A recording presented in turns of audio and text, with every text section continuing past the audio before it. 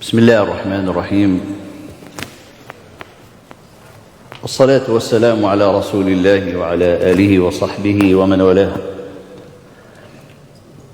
أما بعد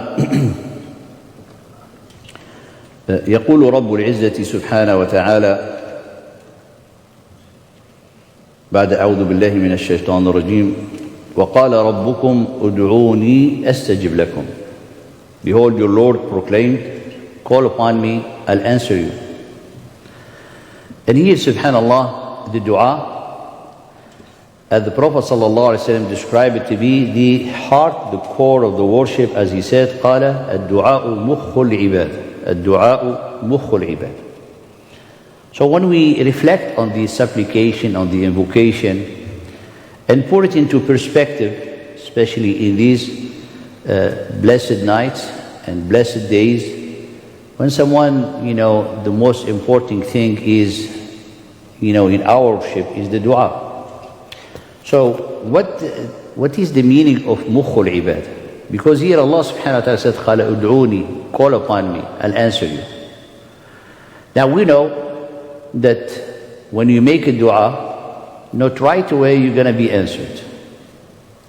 That's a fact. That's a reality. It's not like you go to the store, you give your money, you get your commodity. No.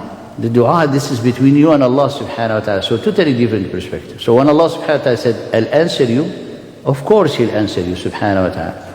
But He'll answer you in the way that it will help you, that will have mercy on you, that will correct you, and in the time that Allah subhanahu wa ta'ala will. Therefore, the focus of the believer is to make the dua, not to wait for the answer, or to really looking forward where's the answer. But the second part of the ayah, قال إن الذين يستكبرون عن عبادي, those who show arrogant to my worship, to the servitude of Allah subhanahu wa ta'ala, they're going to be cast abased, وَالْعِيَاذُ بِاللَّهِ, humiliated in the hellfire. So the one who does not make dua is kind also the one who's not serving Allah subhanahu wa ta'ala.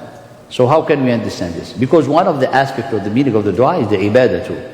وَلَمَّا قَامَ عَبْدُ اللَّهِ يَدْعُوهُ, that's ibadah. قَالَ وَلَمَّا أَعْتَزِلُكُمْ وَمَا تَدْعُونَ مِن دُونِ اللَّهِ, whatever you call upon. So the heart of the ibadah, the heart of the servitude, the heart of the worship, the core of the worship, the brain of the worship is the dua. Let's put it in perspective, to help us, inshaAllah ta'ala, in these nights of last 10 days, last 10 nights, to focus in this perspective. The first thing, the dua comes to complete the action.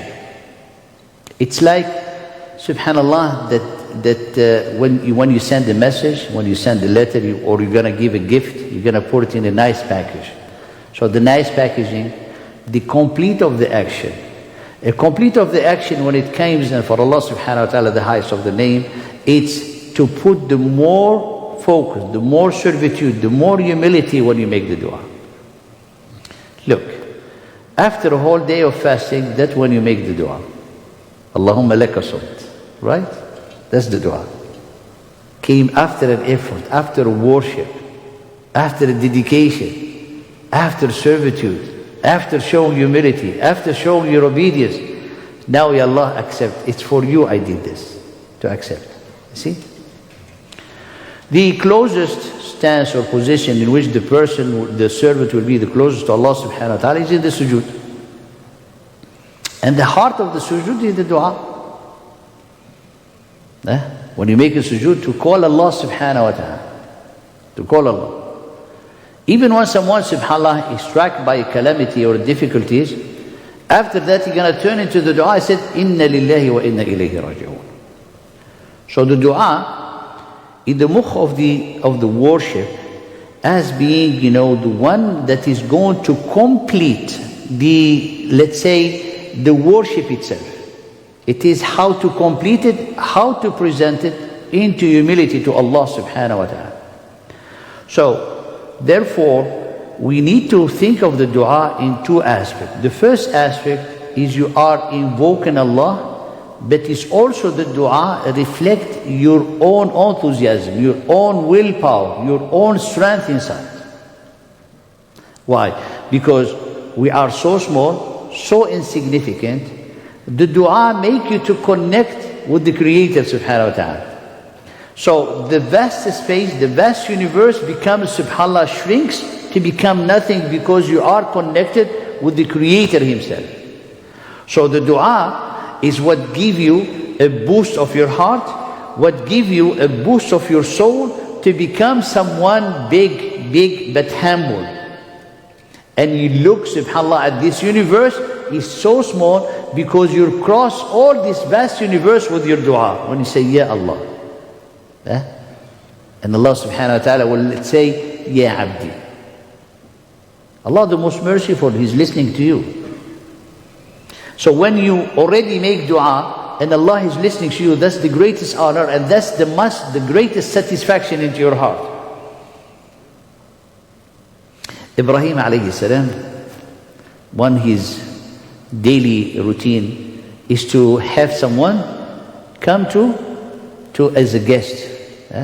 Even the angel, when they came to him as a guest. Look what he did. He didn't know that they're angel. قال قوم منكرون فراغ إلى أهله فجاء بعجل سمين. And the other one قال عجل حنيذ. And حنيذ before قال حنيذ in Surah Hud and سمين in Surah Al-Dhariyat. And you look into adab of the yafa.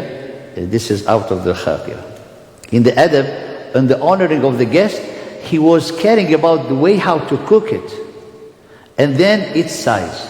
So it came hanith, grilled, and then samin, big. So subhanAllah, to satisfy the eye of the guest.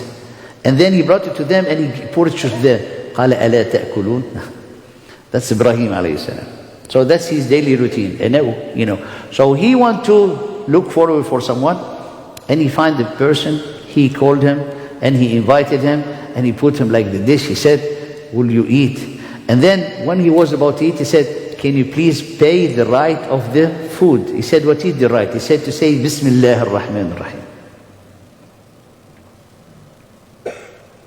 He told him, no, I don't.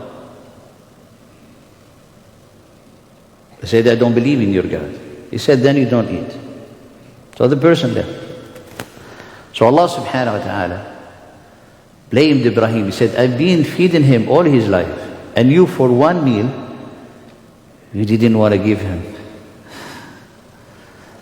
So he ran back, looking for this man, begging him. He said, please. Then after he ate, he told him, why did you come back? He said, my Lord blamed me in you. He said, I believe in the Lord that you believe in.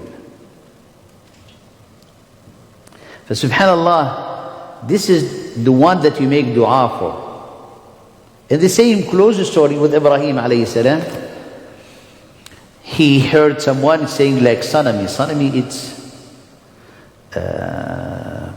it's an idol. Sanam is idol. Say Sanami or my idol. And the only one that is in the whole creation, in the existence, named Samad, is Allah. So he was saying Sanami, and he made the mistake. He said Samadi. Allah said, yes, my servant. So Ibrahim said, he made the mistake, Ya Allah. He didn't say. He said, if there's any Samad beside me. For this is the Lord that you worship. Even someone made the mistake, he will tell him, my servant. Why? Because Allah subhanahu wa ta'ala loves to have mercy on you. Love to have mercy on you. So your dua, you have to put it in this perspective, how Allah subhanahu wa ta'ala want to listen to your voice, want to see your heart, and want to see how much connected you are with Him. Therefore, when we're talking about the dua, you are talking about an invocation and asking a request, but also an enthusiasm, subhanAllah, to meet Allah subhanahu wa ta'ala. That is the dua. Because the dua make you big and make, as we said, cross this whole universe. Why? Because it's something big. Therefore, the true dua make you strong, have you to have more humility, have to have focus, have to have khushu', and make you someone very close to Allah subhanahu wa ta'ala. Why? Because all what you want, you're going to convert them into dua. But what you want, subhanallah, is something must be big. Why? Because when you look at the dua of the person, you know the size of their soul. The bigger the dua, the bigger is the soul. The smaller the dua, the smaller is the soul. And when you say the bigger the dua, the bigger is the soul, the higher is the faith. So when people are worrying themselves, always anxious, and making a lot of dua, very small dua for, having this and a small thing, without looking at the subhanallah, at the vast, creation of Allah, at the vast, Allah subhanahu wa ta'ala greatness. These people, they confine themselves into a cage, because all what they live is like, subhanallah, trying to struggle with this small life, but they don't look into the universe. And that's, subhanallah, people who their dua reflect their small soul and their weak faith. Therefore, let's think about when you make a dua first to Allah subhanahu wa ta'ala, praising Him, longing Him. You want, subhanallah, to go beyond your limit, beyond whatever, because with Allah the impossible becomes possible. Can someone go to Jannah without Allah's permission? Well, Allah subhanahu wa ta'ala told you, قَالَ ادْعُونِي أَسْتَجِبْ لَكُمْ. Ayyub alayhi salam, look his dua. وَأَيُّوبَ إِذْ نَادَى رَبَّهُ أَنِّي مَسَّنِيَ الضُّرُّ وَأَنْتَ أَرْحَمُ الرَّاحِمِينَ. How the answer came. قَالَ أَضْرِبْ بِرِجْلِكَ. It was years and years that he was in that situation. Everybody believed that it's impossible for Ayyub to be cured. And how the cure came? By him hitting the ground with his feet, and the water gushed, and he just, subhanallah, took a shower, like washed himself. That's it. Yunus alayhi salam, look at the dua. The dua is big. The dua is La ilaha illa ant. I don't have anybody else, ya Allah. I have been transgressing myself. That's it. فَاسْتَجَبْنَا لَهُ. We answer his dua. So when you say, oh, your Lord said, call me, I'll answer you, you have to know that philosophy of dua, that quality of the dua, how you have to connect with Allah subhanahu wa ta'ala. Does not mean that you said, I should not then ask for my rizq. No, ask for your rizq. The companion, Ridwanullahi ta'ala alayhim, they have such, as the Prophet ﷺ taught them, they have such a strong connection with Allah subhanahu wa ta'ala. They ask for everything, even the laces of their shoes. When they, subhanallah, ripped, he asked Allah subhanahu wa ta'ala to provide him another one new. So subhanallah, that connection, it becomes like, the dua, it becomes a connection. It becomes a way, like, subhanallah, to keep you mindful. A dua becomes like a dhikr of Allah subhanahu wa ta'ala. That is the dua. So do not make the dua small dua, but only for yourself, only for like small things. No, make the dua as to have you, to elevate you, to increase your iman. Look, we just mentioned two dua to finish with. The dua of Sulaiman. قال فتبسم ضاحكا. He was like amazed about listening what the ant is saying.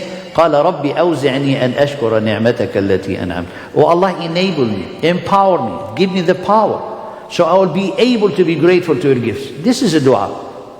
Look how big the dua.